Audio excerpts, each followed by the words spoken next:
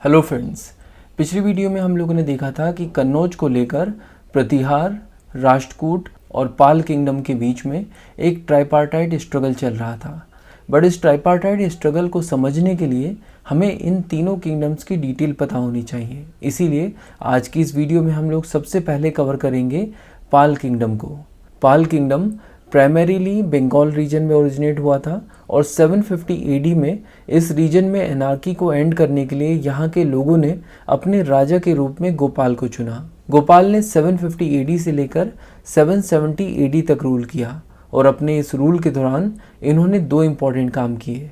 पहला ये कि इन्होंने बंगाल को यूनिफाई किया, यानी पूरे के पूरे बंगाल पर अपना कंट्रोल स्थापित किया। और दूसरा काम ये कि इन्होंने अपने टेरिटोरियल एरिया को एक्सटेंड करते हुए मगध को भी कैप्चर कर लिया था, जो कि आज के बिहार में है।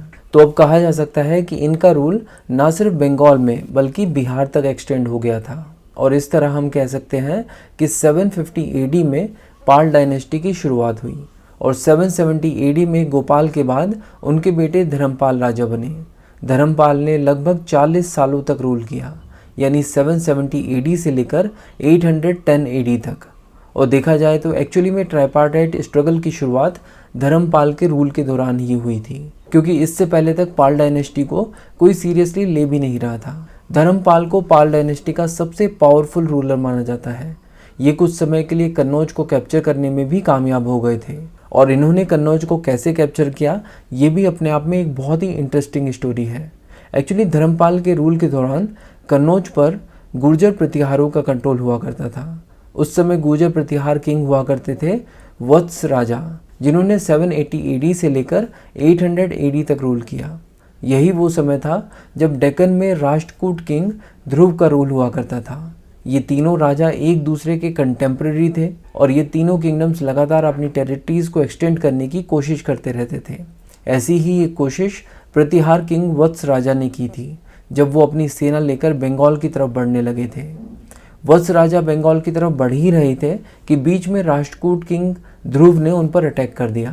राष्ट्रकूटों और गुर्जर प्रतिहारों की इस लड़ाई में हार गुर्जर प्रतिहारों की हुई। प्रतिहारों को हराने के बाद राष्ट्रकूट किंग ध्रुव तो वापस से डेक्कन लौट गए और इस हार के बाद प्रतिहार किंग भागकर राजस्थान चले गए। उनकी कोशिश थी कि वो वापस से अपनी पूरी की पूरी ताकत इकट्ठा करेंगे और इसीलिए ये राजस्थान के रेगिस्तानों में घूम घूम कर अपनी फोर्सेस को रीग्रुप और रीबिल्ड करने की कोशिश करते रहे। और इस मौके का फ़ायदा उठाकर पाल रूलर धर्मपाल ने कन्नौज को ऑक्यूपाई कर लिया। तो ये थी वो सिचुएशन जिस सिचुएशन में 790 एडी में धर्मपाल ने कन्नौज को कैप्चर किया और इस तरह अब कन्नौज पर पाल डायनेस्टी का रूल इस्टेब्लिश हो गया। इसके बाद पाल राजा धर्मपाल ने एक बहुत ही ग्रैंड दरबार लगाया, जहाँ पर आसपास के सभी राजाओं को बुलाया गया। इस दरबार में पंजाब और ईस्टर्न राजस्थान के राजा भी शामिल हुए थे। ऐसा माना जाता है कि इस दरबार में शामिल सभी राजाओं ने धर्मपाल की सुजरेनिटी को एक्सेप्ट कर लिया था, यानी अब ये राजा अपने अपने एरियाज में धर्मपाल के फ्यूडल लॉर्ड्स के रूप में काम करने के लिए तैयार हो गए थे। तो आप देख सकते हैं कि पाल राजा धर्मपाल कन्नौज को कैप्चर करने पर ही नहीं रुके। इनके रूल के दौरान पाल किंगडम का इन्फ्लुएंस इंडिया के एक्सट्रीम नॉर्थ वेस्ट रीजन तक पहुंचा। इनफैक्ट माना जाता है कि मालवा और बेरार रीजन में भी इनका इन्फ्लुएंस हुआ करता था। आप समझ पा रहे होंगे कि धर्मपाल के रूल के दौरान भारत के एक बहुत बड़े हिस्से पर धर्मपाल का इन्फ्लुएंस हुआ करता था।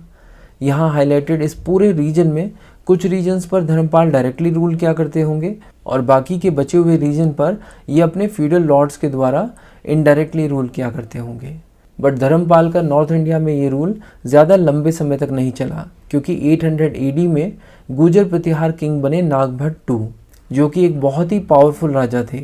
उनके नेतृत्व में गुर्जर प्रतिहार अपनी सारी लॉस्ट टेरिटरीज को रिवाइव कर रहे थे और उन्होंने ही कन्नौज को भी वापस से रिकैप्चर कर लिया।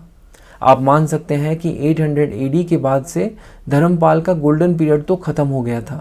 गुर्जर प्रतिहार और राष्ट्रकूट इस समय बहुत ही ज़्यादा पावरफुल हो गए थे, क्योंकि एक तरफ प्रतिहारों को लीड कर रहे थे नागभट्ट II और उधर राष्ट्रकूटों को लीड कर रहे थे राष्ट्रकूट डायनेस्टी के सबसे powerful ruler Govinda III।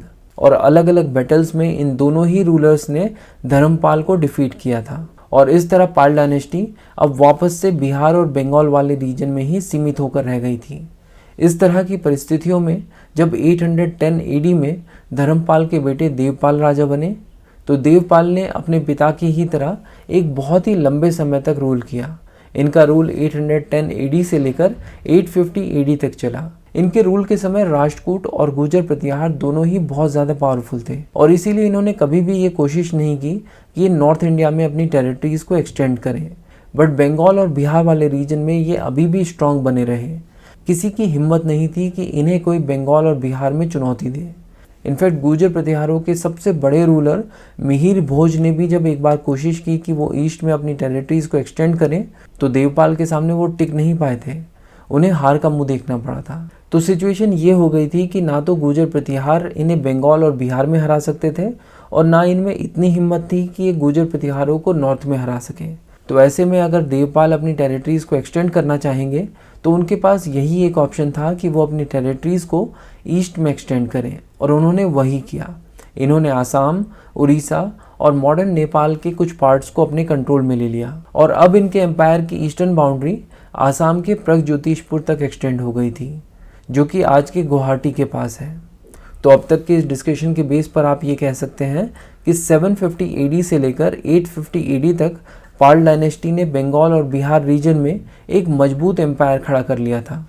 But Devpal के बाद उनके सक्सेसर्स इतने ज़्यादा स्ट्रॉन्ग नहीं थे। हालांकि इसके बावजूद पाल डायनेस्टी 1162 AD तक कंटिन्यू रही, बट इस पीरियड में उन्हें एक मेजर पावर के रूप में नहीं देखा गया। बट एक पुरानी कहावत है कि दिया बुझने से पहले एक बार फड़फड़ाता ज़रूर है, और पाल डायनेस्टी के केस में भी ऐसा हुआ। Towards the end of Pal dynasty rule, Pal dynasty के एक स्ट्रॉन्ग रूलर हुए जिनका नाम था महिपाल फर्स्ट। इन्होंने 988 AD से लेकर 1038 AD तक रूल किया। इन्होंने पाल एम्पायर को एक बार फिर से मजबूत करने की कोशिश की। इनफैक्ट इन्होंने अपने टेरिटोरियल एरिया को वाराणसी तक एक्सटेंड भी किया, बट इन्हें इंपीरियल चोला रूलर राजेंद्र फर्स्ट के सामने हार का मुंह देखना पड़ा, और बंगाल जो उस समय पाल डायनेस्टी का गढ़ हुआ करता था, उसका भी एक बड़ा रीजन अब इनके हाथ से निकल गया। और अल्टीमेटली इनका रूल एंड होने के कुछ ही सालों के बाद भारत के नक्शे से पाल डायनेस्टी का नामो निशान मिट गया। तो ये थी पाल डायनेस्टी की पॉलिटिकल हिस्ट्री। नेक्स्ट वीडियो में हम लोग पाल डायनेस्टी के सोर्सेज की बात करेंगे। Thank you so much for watching this video.